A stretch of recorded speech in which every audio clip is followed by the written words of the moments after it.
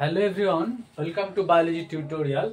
আজকে আমরা পড়ব ক্লাস 10 এর WBBSc মানে মাধ্যমিক কোর্সের ইভলিউশন অভিব্যক্তি পার্ট 3 নাম্বার। আমরা আগের দিন যেটা করেছিলাম ভিডিও, তাতে আমরা একটা কথা বলেছিলাম যে অভিব্যক্তির সরলতম জীব থেকে ক্রমশ উন্নত হয়েছে জটিলতম জীবে। অর্গানাইজেশনের মাধ্যমে, অঙ্গ সংস্থানগত পরিবর্তনের মাধ্যমে ধীরে ধীরে পরিবেশকে কাজে লাগিয়ে তারা উন্নত হয়েছে। কিন্তু এটা আমরা বলেছিলাম যে বলাটা বিজ্ঞানে সবসময় প্রমাণ চায়, প্রমাণ ছাড়া বিজ্ঞানে কোনো কাজ হয় না। এই জন্য এই অর্গানাইজেশন যে সরলতম জীব থেকে জটিলতম জীবে হয়েছে, এটা বিভিন্ন বিজ্ঞানীর মতে কতগুলি পয়েন্ট এখানে উল্লেখ করা হয়েছে। একটা হচ্ছে ভেস্টিজিয়ালস অর্গানস, মানে নিষ্ক্রিয় অঙ্গের উপস্থিতি। নিষ্ক্রিয় অঙ্গের উপস্থিতি যেমন যেমন পিনা, কানের পিনা, এটা নিষ্ক্রিয় অঙ্গ, তার পেশিগুলো নিষ্ক্রিয় হতে চলেছে। আগামীতে এই পিনা বিজ্ঞানীদের ধারণা এটা থাকবে না। ভেস্টিজিয়াল অর্গানস যেমন আমাদের লেজ, মানুষের লেজ ছিল, এখনো কিছু কিছু শিশু জন্মায় লেজ যুক্ত। মানুষের যে লেজ ছিল তার একটা প্রমাণ। কক্সিজিয়াল অর্গান অর্থাৎ লেজের যে হাড় সেটা ক্ষয়িষ্ণু হয়ে গেছে, এবং সেটা প্রমাণ করে যে একসময় লেজ ছিল, বানরের মতোই। এই জন্য শিম্পাঞ্জি, এপস, বানর থেকে আমাদের জন্ম হয়েছে, এগুলো আমরা ধারণা করতে পেরেছি, এবং ধারণাটা সঠিক, বিজ্ঞানসম্মত। হোমোলোগাস অ্যানালগাস অর্গান এছাড়াও আছে একটা অ্যাপেন্ডিক্স, একটা নিষ্ক্রিয় অঙ্গ।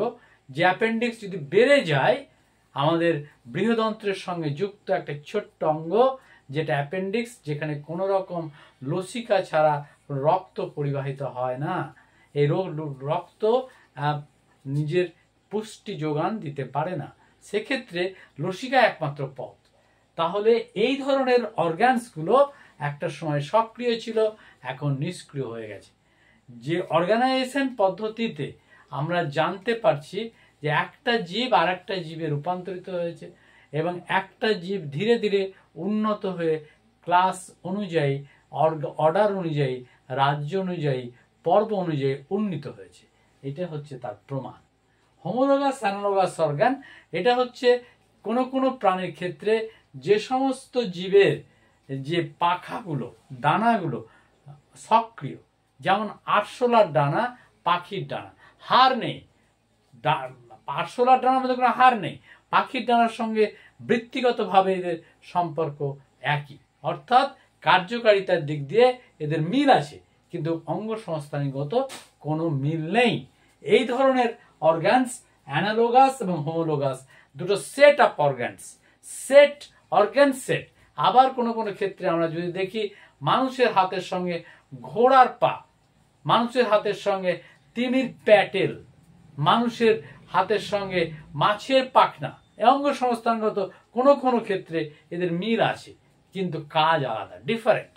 কাজগুলো ডিফারেন্ট হওয়ায় এদের অ্যানালোগাস অর্গানস, হোমোলোগাস অর্গানসের যে সেট আপ, বিজ্ঞানীরা বলছেন এই ধরনের অর্গানসের উপস্থিতি অভিব্যক্তির পক্ষে যুক্তি দেয়, অভিব্যক্তির স্মারক হিসেবে কাজ করে।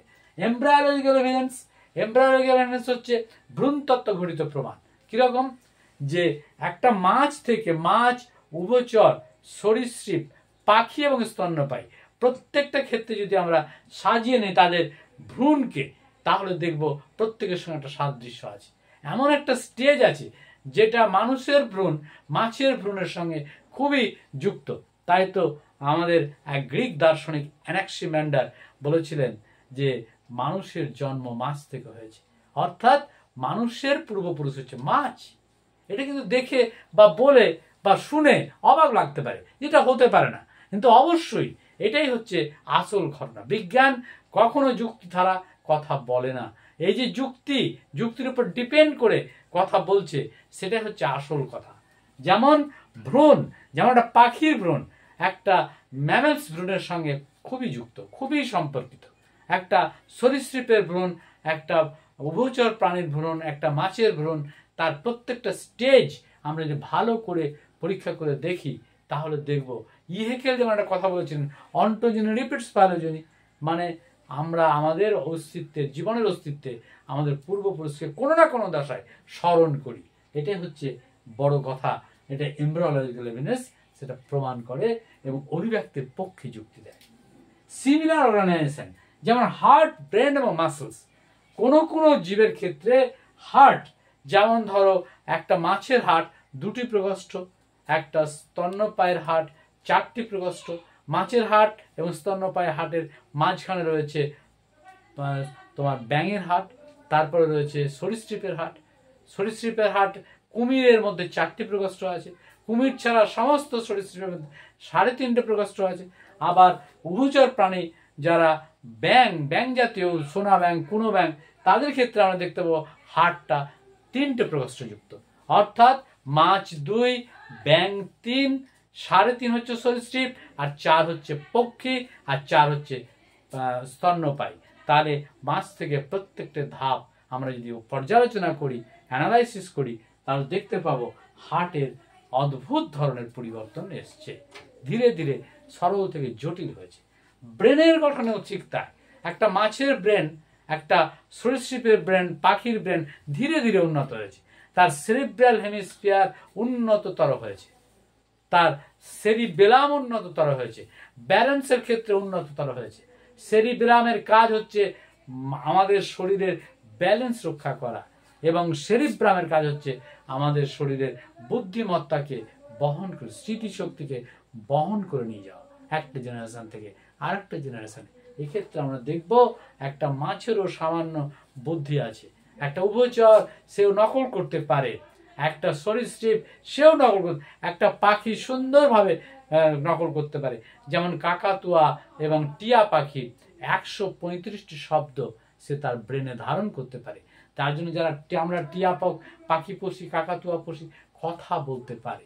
এই যে আমাদের একটা বৈচিত্র্যতা, জীব বৈচিত্র্যতা, যার সঙ্গে ব্রেন সম্পর্কিত, ব্রেনের সরল জীব থেকে আস্তে আস্তে উন্নীত হয়ে জটিলতম স্ট্রাকচার নিয়েছে।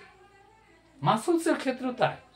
যদি আমরা মাংসপেশি পরীক্ষা করে দেখি, অ্যাক্টিন মায়োসিন যেটা স্তন্যপায়ী পেয়েছে, সেখানেও দেখবো মাছের পেশির মধ্যে মায়োটম পেশি আসবে, ফাইব্রিলাইজেশন আছে। একটা ব্যাঙের ক্ষেত্রেও তাই, একটা সরীসৃপের সাপের ক্ষেত্রেও তাই, একটা স্তন্যপায়ী পাখির ক্ষেত্রেও এরকম ধরনের মাংসপেশির অস্তিত্ব শরীরে আছে, যেটা পেক্টোরালিস মেজর এবং পেক্টোরালিস মাইনর, এই ধরনের গ্রুপ পেশির যে গ্রুপ, যেটা বক্ষ পেশির ক্ষেত্রে একটা উড্ডয়ন ক্ষমতা তৈরি করে, সেক্ষেত্রেও আমরা দেখব অদ্ভুত ধরনের সম্পর্ক আছে অ্যাক্টিন মায়োসিন ফিলামেন্টের মধ্যে। এই যে স্ট্রাকচার আমরা বললাম যে এমব্রায়োলজিক্যাল এভিডেন্স, তোমার অভিব্যক্তির ক্ষেত্রে, অভিব্যক্তির পক্ষে vestigial organs, analogous, homologous organs, embryological evidence এবং সিমিলার অর্গানাইজেশন, হার্ট, ব্রেন এবং মাসলস প্রত্যেকটি স্টেপে সাদৃশ্য বহন করে এবং পরিশেষে বলা যায় প্রত্যেকটি জীবের মধ্যে একটা অভিব্যক্তির পক্ষে যুক্তি দেয়। আমরা এর সঙ্গে উদ্ভিদ জগৎ থেকে যদি পরীক্ষা করে দেখি, সেখানেও দেখব ভেস্টিজিয়াল অর্গানস আছে। যেমন পেঁয়াজের শল্কপত্র, কালকা সুন্দর স্ট্যামিনোড, এগুলো প্রমাণ করে যে পেঁয়াজের শল্কপত্র, পেঁয়াজ থেকে কালকা সুন্দর স্ট্যামিনোডের দূরত্ব খুব একটা বেশি নয়। এবং এখানে আমরা যে ধরনের একবীজপত্রী জীব দেখি, দ্বিবীজপত্রী উদ্ভিদগুলো দেখি, তাদের মধ্যে অনেক মিল আছে। পুষ্পমঞ্জুরির মিল আছে ফুলের গঠনের, ফুলের স্ট্রাকচার, ফলের মিল আছে। এবং ফলের মধ্যে যে ধরনের অ্যাসিড থাকে, যেমন লেবুর মধ্যে অ্যাসিড আছে, যেমন টাটারিক তেঁতুলের মধ্যে অ্যাসিড আছে, টাটারিক অ্যাসিড, লেবুর মধ্যে সাইট্রিক অ্যাসিড রয়েছে, ঠিক তেমনি এই ধরনের কিছু কিছু ক্ষেত্রে আমরা দেখব, যেমন আপেলের মধ্যে ম্যালিক অ্যাসিড আছে। অ্যাসিড যে বিন্যাস, রীতি, এই রীতিগুলোও কিন্তু একটা উদ্ভিদ থেকে আরেকটা উদ্ভিদের ফলে, পাতায়, তার মূলতন্ত্রে, তার কাণ্ডে এগুলো সঞ্চালিত হয়েছে। জাইলেম ফ্লোয়েমের অ্যারেঞ্জমেন্ট, স্টিলের উপস্থিতি, সবটাই আমরা যদি ভালো করে পরীক্ষা করে দেখি, দেখতে পাবো ভেস্টিজিয়াল অর্গানস, অ্যানালোগাস, হোমোলোগাসের অস্তিত্ব আছে। এবং এটা অভিব্যক্তির পক্ষে যুক্তি দেয়। অভিব্যক্তি একটা অদ্ভুত ধরনের পরিবর্তন সারা পৃথিবীতে স্লো মন্থর গতিতে পরিবর্তন হচ্ছে, এবং এই পরিবর্তনটা খুবই সাবলীল এবং খুবই মন্থর গতিতে অনেক সময় ধরে হাজার হাজার বছর ধরে পরিবর্তন হচ্ছে। এক্ষেত্রে আমরা বলতে পারি যে যে সমস্ত প্রমাণগুলো সামনে রয়েছে তাদের পক্ষে কিছু কিছু বিজ্ঞানী তার যুক্তি দিয়েছে। এর আমরা পরের ভিডিওতে দেখব বিজ্ঞানীদের। ধন্যবাদ, তোমরা ভালো থেকো এবং প্রয়োজনে সাবস্ক্রাইব করো।